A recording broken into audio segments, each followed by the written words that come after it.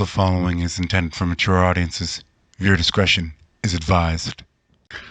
Welcome to part 5 of What If Deku Wasn't Saved in Time. Now, y'all voted for Mikosa to take the standard test on the last one, so this may get a little weird as per usual with the story, but it'll be intriguing. I'll pick us up with Mikosa chilling in the pool with Salty. The summer is still crazy hot, and we find Katsuki chilling on a inner tube, also in the pool, just pulling a lazy river style deal. To be clear, they're not just goofing off. Mikosa was training with All Might Mario, and Katsuki decided to come with. Damn, Mikosa. Your training is no joke. All Might doesn't pull his punches with you. That got a chuckle out of them. That's because he can't afford to slack off with me. Not to pat myself on the metaphorical back, but you do know what I can do if I get so much as an ounce of myself in someone, right? Then there's the stuff I can do with my mind, which I don't do with him unless he's slacking. He has to come at me with all he's got. Remember, this Mikosa has had years to master their craft, and for your information, they're currently in slime form, slinking around a rock near Salty. A few days later, Katsuki is back to hiding the books in the library. UA is still a school after all, and he needs a certain level of knowledge to pass the written exam. However, this is the public library, and Mikosa really wanted to hang out with their friend, so they tag along. Mikosa started to slink about on the floor, but was politely asked not to. I do mean politely. Bad part about being Night Owl's child, you are public knowledge. Just to piss off the librarian that was rather dull in the body department, they make a full-grown female body complete with curves and bust. Once again, the women in their life are, well, nice, so this isn't that much of an exaggeration. May I continue to study, ma'am? Of course you may. Now go along. Damn busty brat. I know you can be whatever you want, but that's probably accurate considering the women in your life. She'll have to beat the men away with a stick, unlike me. They were right. I might as well do the world a favor and end my story. Mikosa heard all of that. Every last bit of that thought. And decided to mimic the librarian, only with a little extra catch my drift, but not by too much. While that startled her, Mikosa wasn't done. They weren't just going to leave someone with thoughts that close to suicidal alone. Mikosa went the whole day just mentally chatting with Kana, the librarian. Kana was a nice girl, and basically think female canon Izuku, and that you've got her. Mikosa was good company and made for a good distraction from her loneliness. Said bad thoughts severely lessened by the time Mikosa left.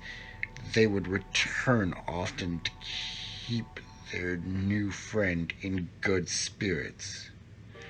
From the conversations, Mikosa could tell that what Kana wanted the most. Kana wanted to meet and fall in love with a good man, and luckily enough, Mikosa knew one such single man, Mirio. Mikosa would later play Cupid and be successful. The two just clicked on their first date. That and Mikosa may or may not have been watching for most of it via Watcher and their quirk. They were adorable utterly adorable. Either way, those two had no idea since they were pretty high in the air and stayed to the clouds. Fast forward months to see our two chums get ready for the test. Like I said in the last one, the only change to Katsuki's suit is in the boots, so he can utilize his speed blast. And if you're curious about Bukosa's costume, they technically don't have one, since remember they can mimic clothing. Bukosa just shifts to whatever they feel works for the time. When they're in male form, they sort of have a spawn type thing going on. And when they're in female form, they kind of think Ruby Rose a few added touches to it. Just remember that every part of Mikosa is potentially dangerous, and the pretty is to be misleading. All Might pulls Mikosa aside. Young Mikosa, are you sure about this? All you need to do is say you want in, and it shall be done. No questions asked. Toshinori really didn't want Mikosa to take the standard test, but not for any bad reasons. They would take the limelight from others who were truly qualified as well. And for what? To prove a point? All due respect, Uncle Toshi. I've got this. I've been waiting years for this moment. What was the point in all that prep work if not for this?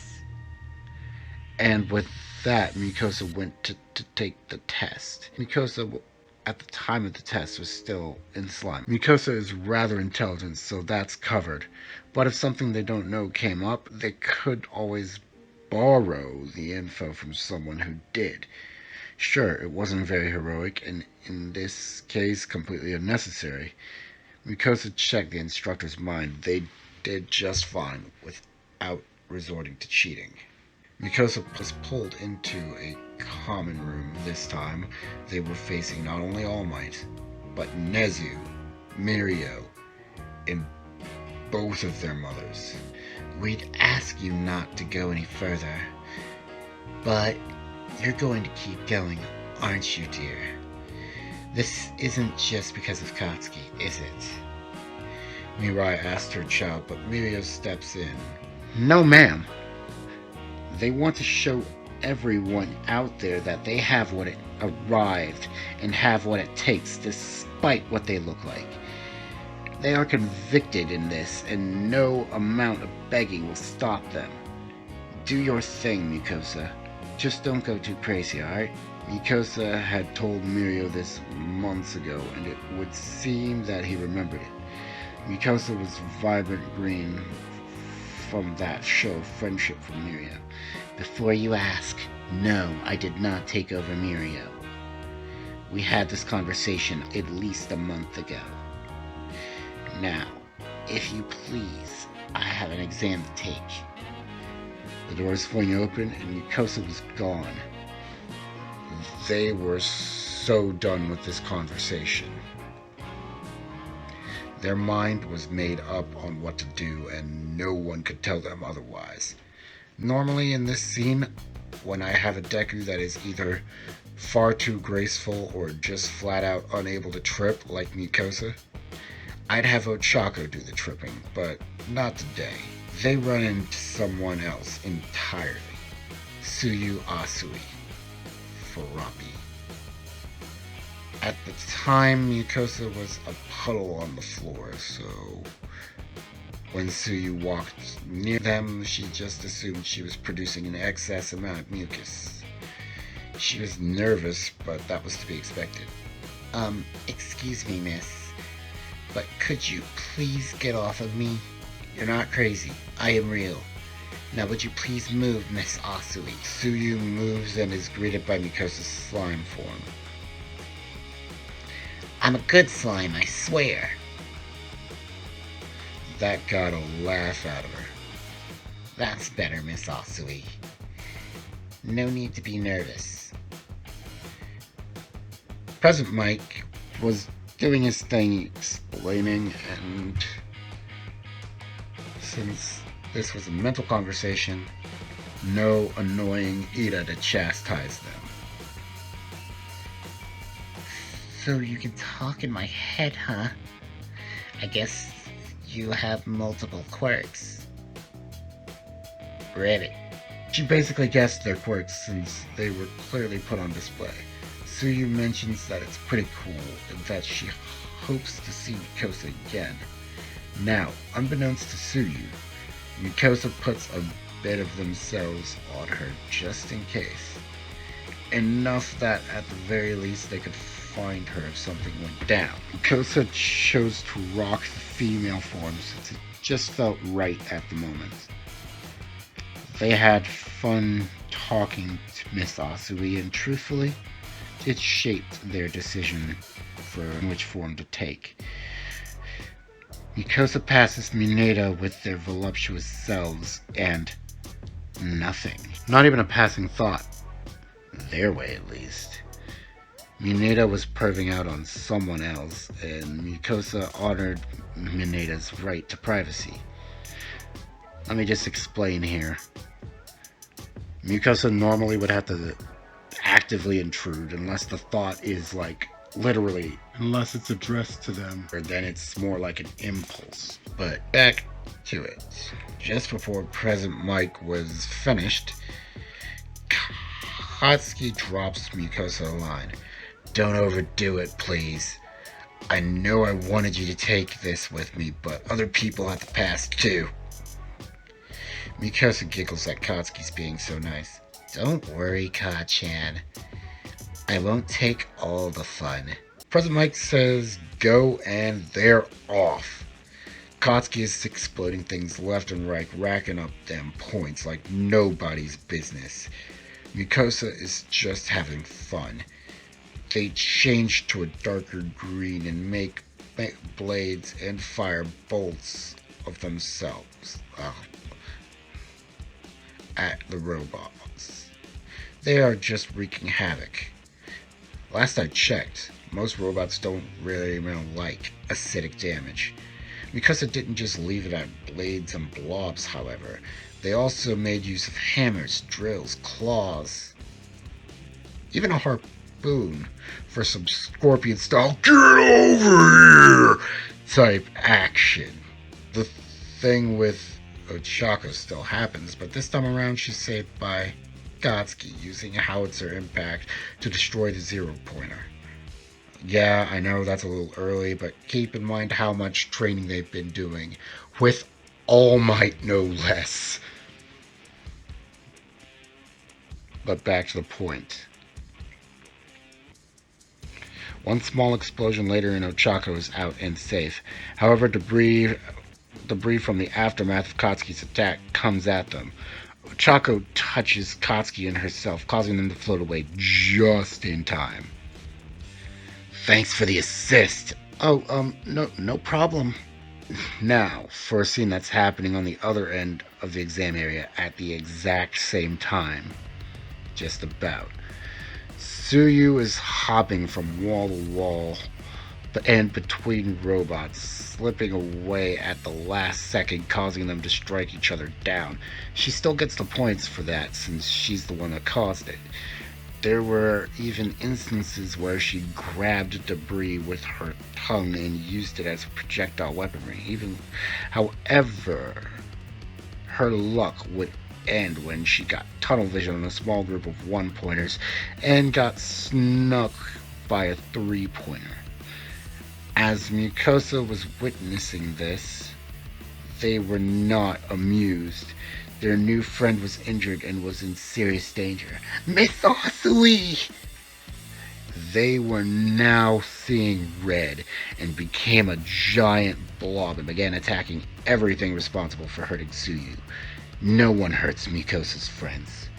No one. No matter how angry they are, if this were a living being, they wouldn't be this brutal. But this was a lifeless, mindless machine. So they just went full force and flat out ate and dissolved the thing. But of course, split enough of themselves to get Suyu to safety. rescue points ahoy. Not that they need them. Everyone present witnessed Mucosa's rampage, if you'd even call it that, since they only destroyed robots and an already unsalvageable building. Angry as they were, they did at least do some damage control and assessment. And that's it! The test is done! Both Mucosa and Katsuki are told they pass an hour after the exam. What made you go berserk like that, dear? Inko asked. I made a new friend, Mom. Her name is Suiwasui. But she was badly hurt by a three-pointer, and I just got mad and destroyed it since it was a mindless machine. The area I let loose in was beyond repair, but in all honesty, after I made that assessment, I just saw red. This conversation is just between Inko and Mucosa. Inko is glad that Mucosa made a new friend that was both human And their age. Recovery Girl was able to help Suyu, but she had a bit of a concussion and would be held in the infirmary for a bit. Due to Mucosa's rampage, they scored the highest the school had ever seen. And don't worry, Froppy still passes. See you next time, Deadites.